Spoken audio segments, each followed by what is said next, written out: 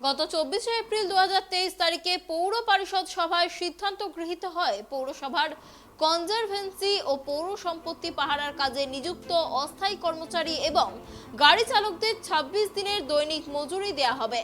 এতদিন 30 দিন হিসাবে 270 টাকা দৈনিক মজুরি দেয়া হতো। আগামী 2রা মে থেকে উক্ত সিদ্ধান্ত কার্যকর করা হবে বলে জানিয়েছে পুরসভা। এই সিদ্ধান্তের প্রতিবাদে অস্থায়ী কর্মচারীরা আজ পুরসভায় বিক্ষোভ শুরু করে।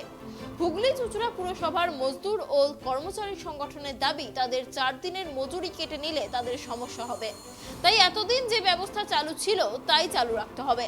বিজেপির অভিযোগ, পুরসভা চালাতে পারছে না তৃণমূল, কর্মচারীদের মজুরি দিতে না পেরে তাদের মজুরি কেটে নিচ্ছে।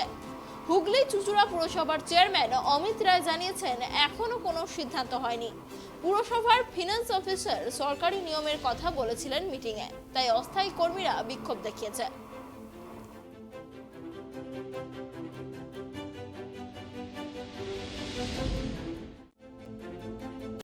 আজকে আমাদের আন্দোলনের যে বিষয় সেটা হচ্ছে যে চুঁচুড়া পৌরসভা অস্থায়ী কর্মচারী ইউনিয়ন আমরা আজকে আন্দোলন করতে বাধ্য হচ্ছি এই কারণে যে আমাদের দীর্ঘদিন ধরে যে দাবি যে চুঁচুড়া পৌরসভার অস্থায়ী কর্মচারীদের স্থায়ী যে শূন্য পদ আছে সেখানে নিয়োগ করতে হবে এবং যারা বাইরে কাজ করে কনজারভেন্সি ওয়ার্কার তাদের হচ্ছে যারা ক্যাজুয়াল আছে এক্সট্রা লেবার থেকে ক্যাজুয়ালে রূপান্তরিত করতে হবে।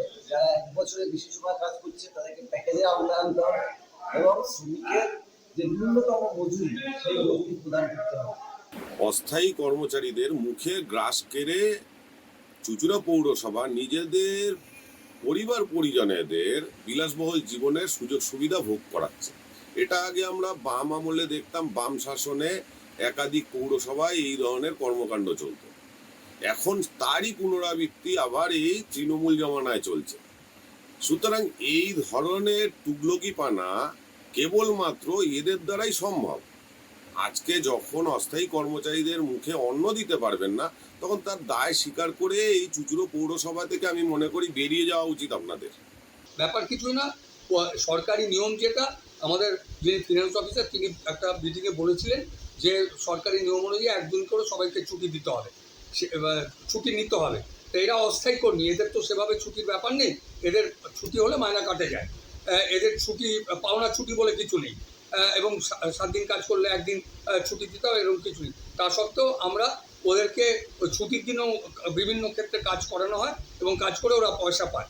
এগুলো কিছু না, ওই কোনো সিদ্ধান্ত হয়নি, আন্দোলন করেছে তাদের বক্তব্য বলেছে,